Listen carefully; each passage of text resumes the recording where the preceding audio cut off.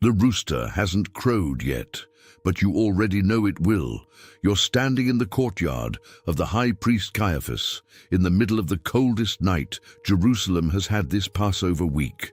There's a brazier at the center of the courtyard, burning coals, the smell of smoke and hot ash. You've been standing near that fire for almost an hour, trying not to shiver, trying to look like nobody, trying to be invisible among guards and servants who have never seen you before. 40-something meters. That's what separates you from the room where they're interrogating him right now. You heard his voice in there twice, muffled by stone walls, but it was his voice. You recognize it. You've known it for 3 years. And then the servant girl looks at you again. She's the gatekeeper. Mid-20s, hair pulled back, the eyes of someone who has seen too much in this courtyard to be impressed by anything. She looked at you when you came in, already with a spark of suspicion, and John had to ask her to let you through because he had a connection with the household of the high priest. John got in easily. You only got in because John asked. Now she's looking at you again, different, with certainty. She says, barely raising her voice, the way someone speaks when they're not really asking, "Weren't you also one of this man's disciples?" The entire courtyard, in that second, seemed to go quiet. And you say no. For the first time tonight, you say no. You say no with a mouthful of smoke and a heart beating faster than you want to admit. You say no and the words come out before you think, like the reflex of someone who sidesteps a stone in the road without deciding to sidestep it. You say no and move away from the brazier and go to the other side of the courtyard, where it's darker, where there are fewer people. But the courtyard isn't large. The second servant girl finds you near the exit, looks at your face and says to those around her, "This man was with Jesus of Nazareth." You deny it again, with more urgency this time, with an oath coming out of your mouth before your brain can send the order. You go back to the brazier because it's cold and because there's nowhere else to go in this courtyard. And then a man from the group comes up. He looks at your face closely, with the look of someone trying to fit a piece into a puzzle. He's a relative of Malchus. Malchus, whose right ear you cut off with a sword a few hours earlier in the Garden of Gethsemane when they came to arrest him. And the relative of Malchus asks you, "Didn't I see you in the garden with him?" You deny it for the third time, and the rooster crows. And then, at that very second, they pass through the courtyard, taking him from one part of the house to another, and he passes about 15 meters from where you're standing. And he looks at you. It's not a look of anger. It's not a look of dramatic disappointment. It's a direct, simple look, the way someone looks at a person they know, the way someone recognizes you in the middle of the night, in the enemy's courtyard, near a coal-burning brazier. And you remember that at that supper just a few hours ago, when you said you would never abandon him, that you were ready to go with him both to prison and to death, he looked exactly like this, with that same calm expression, and said that before the rooster crowed, you would deny him 3 times. You had said no. You were certain. But this is not the story of a betrayal. To understand what happened on this night, you need to understand who you were before you became Peter, who you were when you still had only the name your mother gave you. Your name is Shimeon, Shimeon bar Yonah, son of Jonah. Born in Bethsaida, a fishing village on the northern shore of the lake the Romans call the Sea of Galilee. But you grew up in Capernaum, a few kilometers along the shore, where your father-in-law has a house and where you have a boat. Your own boat, with your own nets. You and your brother Andrew have worked together since they were the height of an oar. Later, you became partners with 2 brothers from another family, James and John, sons of Zebedee, who have a larger boat and sometimes share the night fishing. You are not poor, That matters to understand. A fisherman on the lake of Kinneret is not a beggar. The lake produces enough to support a family, pay taxes to the tetrarch Herod Antipas, and still put something aside at the end of the month. You have a mother-in-law, you have a house, you have good nets, not patched with old straw. You know how to negotiate the price of fish in the market at Capernaum. You know which side of the lake the shoal will pass by in the early morning from the color of the water. You have a life, a small life, but yours. And then your brother Andrew shows up one afternoon with the eyes of someone who has seen something he can't stop seeing. Andrew is younger, quieter, more inclined to follow people who speak well. He had spent time following John the Baptist near the Jordan, listening to preaching, fasting, that sort of thing. You didn't go. You had fish to catch and nets to mend. Andrew arrives and says, "I have found the Messiah." You looked at your brother with the face of someone who doesn't know whether to laugh or worry, but you went. For Andrew, you went. And the man who was there looked at you in a way you wouldn't know how to describe, not like someone evaluating you, like someone who already knows what he's going to find and is confirming it. He said your name, Shimeon, son of Jonah, and then said he was going to call you Kepha, rock in Aramaic, Petros in Greek, Petrus in Latin. You, who had never been called a rock in your life, only stubborn, you laughed. He didn't explain. You went back to Capernaum that night, fished as usual, slept as usual, but the word stayed with you, Kepha. You kept repeating it quietly and didn't know why. A few months later, he appeared at the edge of the lake. You were washing the nets after a long night that had yielded almost nothing. He climbed into your boat without asking permission, which would normally have irritated you, asked you to pull a little away from the shore, and stood there speaking to a crowd that had gathered on the beach. When the crowd left, he said, "Go into deep water and let down the nets." You were going to say that you had fished all night and caught nothing. You were going to explain that this wasn't how fishing worked, that you had known those waters for 30 years, that during the day the shoal descends and it's not worth the effort. You were going to say all of that, but you cast the net, and the net filled so much it tore. You had to call James and John's boat to help, and both boats were so loaded they almost capsized. You looked at all that fish, looked at him, and felt something that wasn't joy. It was fear, the kind of fear you feel when you understand that something greater than you is present. You said, "Go away from me, for I am a sinful man." He said, "Do not be afraid. From now on you will fish for people." And you left the boat right there, with all the fish inside, with all the income from that day, with the nets you had mended the week before. You got out of the boat and followed him. Andrew went, James went, John went. Your mother-in-law stood watching from the shore. You didn't look back. The 3 years that followed were something you don't have the words to describe with precision, not even today. You saw things that have no place in the vocabulary you had when you left Capernaum. You saw a man who had been blind since birth open his eyes for the first time and look at the sun like someone who had never seen anything before. You saw your colleague Lazarus, dead for 4 days and whose body already smelled of decomposition, come walking out of a tomb called by name. You saw a storm on the lake, and you knew that lake. You knew what a real squall was. The force that water had. Stop in the middle of the wind with a single word.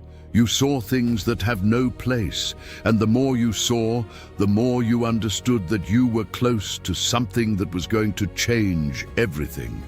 Not just for you, for everyone. Galilee, Judea, Jerusalem, Rome, everything. You felt it the way you feel the pressure change before a storm closes in. The other disciples were a varied group. You didn't choose them. It was the group he gathered along the way. Thomas, who needed proof to believe anything. Matthew, who had been a tax collector for Rome, which would normally have been reason enough for you to not want to have dinner with the man. Simon, who was a zealot and believed that the liberation of Israel ran through Roman blood. Not preaching. Judas from Iscariot, who managed the group's money and whom you were never quite sure you completely trusted, though you could never say exactly why. And there were the three who were closest: you, James, and John, the ones he took with him in the heaviest hours. One afternoon near Caesarea Philippi, in the north, far from Jerusalem, far from the Pharisees and the Romans, he asked the whole group, "Who do people say I am?" Each one answered something different. John the Baptist risen, Elijah, Jeremiah, one of the prophets. And then he turned to all of you. "And you? Who do you say I am?" You spoke before you thought. That had been your pattern for 30 years. You are the Christ, the Son of the living God. The way he looked at you in that moment, not with surprise, like someone who has heard confirmation of something they already knew. And he said, "Blessed are you, Shimeon, son of Jonah, because flesh and blood did not reveal this to you, but my Father who is in heaven. And I tell you that you are Kepha rock, and on this rock I will build my community, and the gates of hell will not prevail against it." Rock, that word again. You spent days turning that over in your head. The rock upon which something that the gates of hell could not defeat was going to be built. You were in your mid-30s, hands calloused from nets, with a fisherman's accent from the north that everyone in Jerusalem heard and instantly identified as a country bumpkin from Galilee. Rock.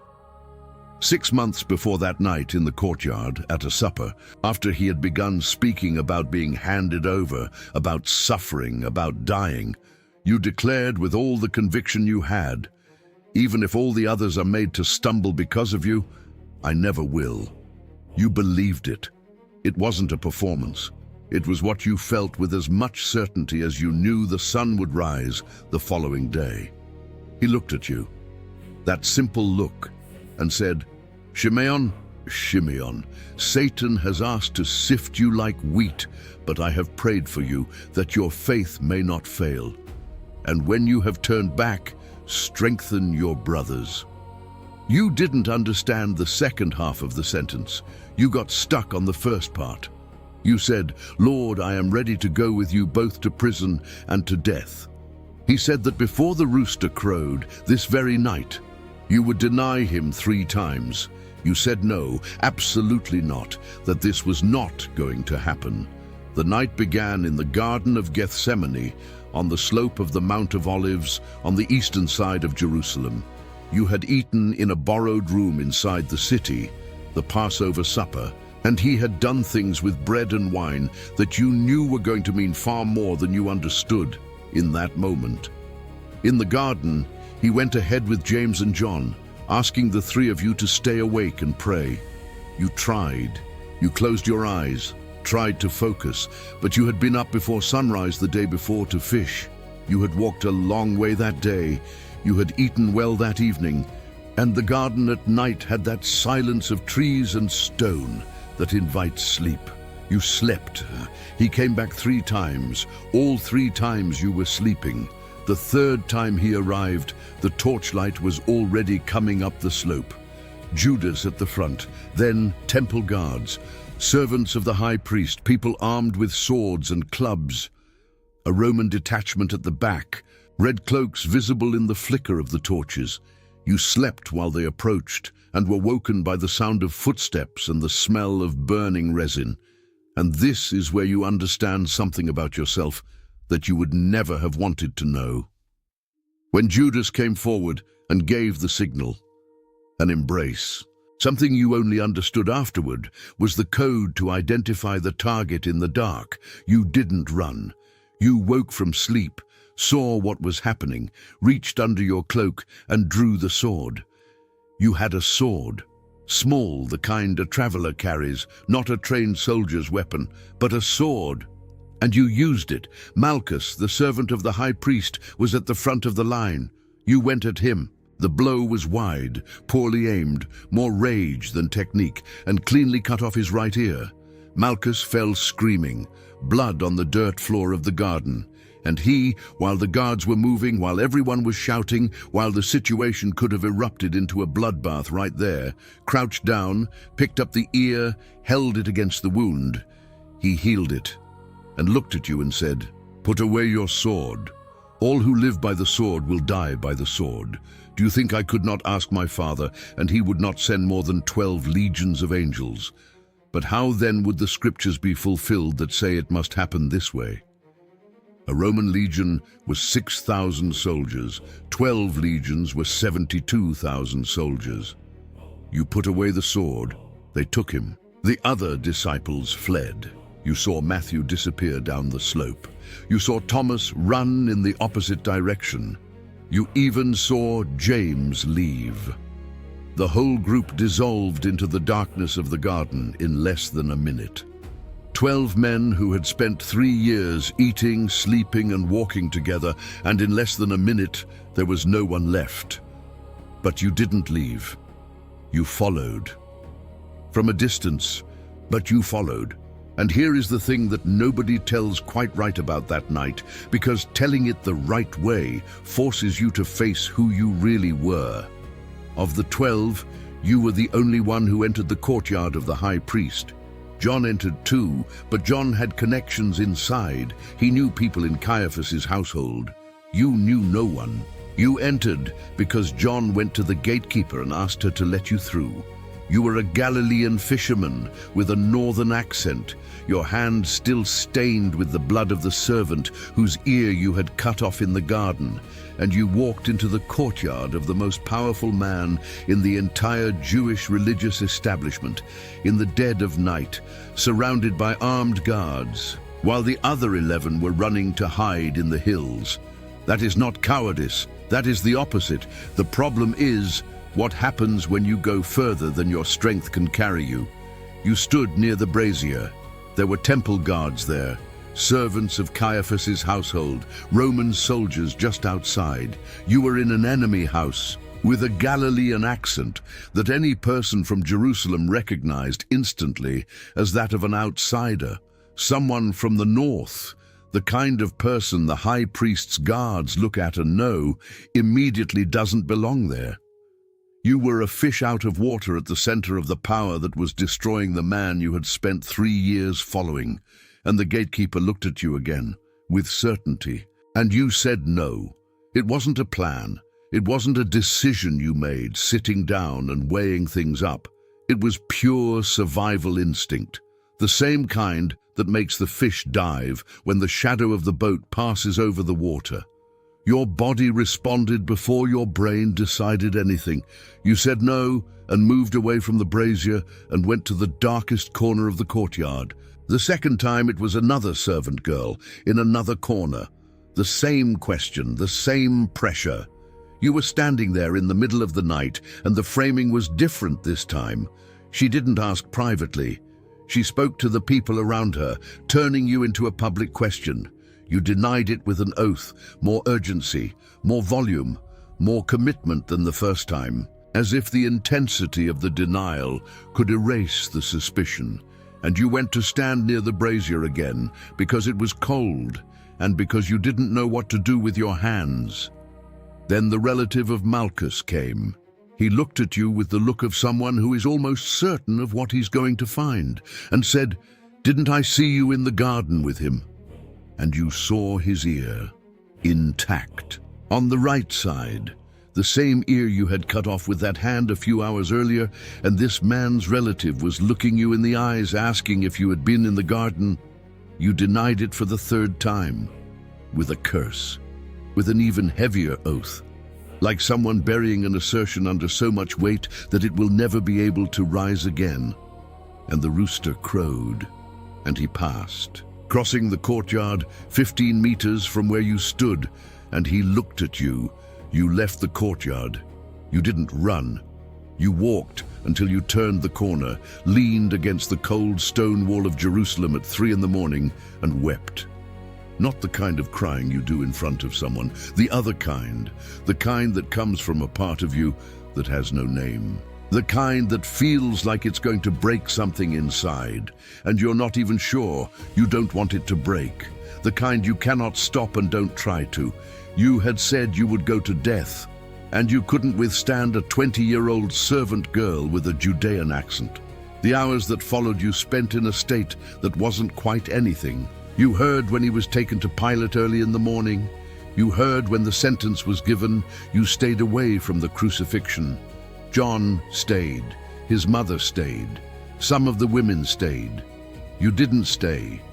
You were alone with that extinguished brazier inside you, and a look you couldn't get out of your head no matter how hard you tried. 3 days later, the tomb was empty. Mary Magdalene came running to say so. You and John ran there. John arrived first, stopped at the entrance. You arrived after and went straight in, because you always went straight in. That had been your way since you were 30 years old, charging head first onto the boat before properly tying off. The burial cloth was folded. No one steals a body and folds the burial cloth. You went back without knowing what to do with what you had seen, and then he appeared, once, again, once more. But you didn't know what to do with what had happened in the courtyard, like a rock that had cracked in 3 places and was trying to understand what to do with the pieces. And the guilt wasn't the weight of having done something wrong.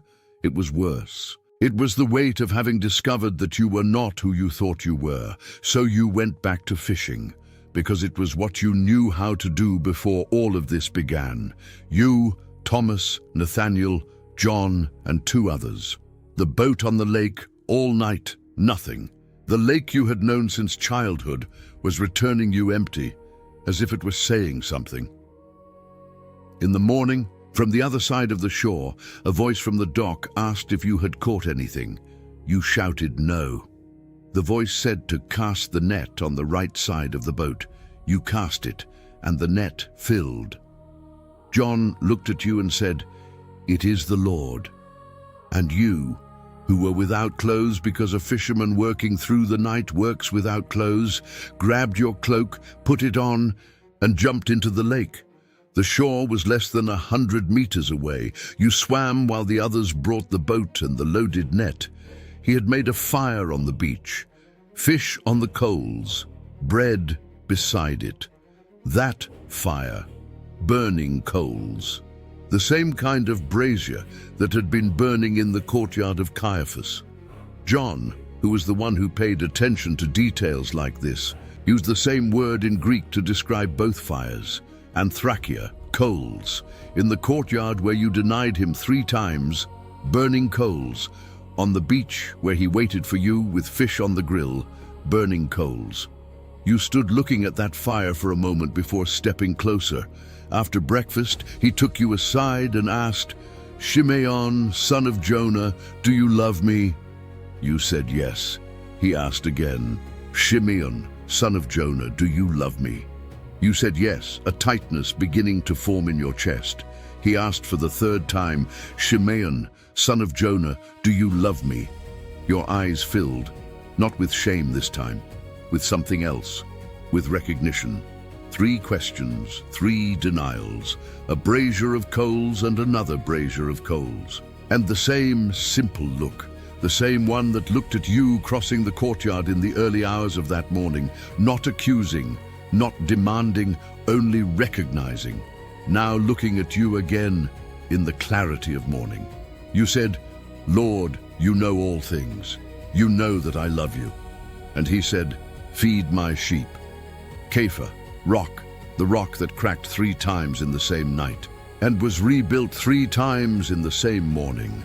Many years will pass after that morning on the beach. You will preach in Jerusalem on the day of Pentecost before thousands of people, you who had trembled before a servant girl. You will be imprisoned, you will escape, you will travel through Asia Minor, you will reach Rome. You will become the person he said you were going to be on that day at Caesarea Philippi, when you still had no idea what that meant in practice. In Rome, decades later, during the persecution under the Emperor Nero, they will find you, and you will be crucified. But you will ask to be crucified upside down, because you will say that you are not worthy to die in the same way that he died. That detail will remain. The man who stood near the brazier denying that he knew anyone in the end, will die asking to be humiliated more than him. Not out of despair, out of understanding, with more clarity than anyone of his generation, the difference between the size of a man and the size of what he found at that lake shore. But everything you will build, everything, will be built by someone who knows exactly what happens when the fire is low in the courtyard and the rooster crows and you think you're ready. Because the courtyard of Caiaphas was not where Peter failed. It was where Peter learned who he truly was and discovered that that was enough, not in spite of the crack, but because of it. The rock that does not know its own cracks is not a rock. It is vanity shaped like a rock. What keeps you standing is not never having broken. It is knowing how you break and remaining a rock even so. If you want to understand how a group of fishermen and former tax collectors shook the greatest empire of the ancient world without an army, without money, and with nothing but what they carried inside them, subscribe to the channel, because this is just beginning. Next video, you are Paul of Tarsus, the man who spent years persecuting the followers of Jesus and became the greatest of them all.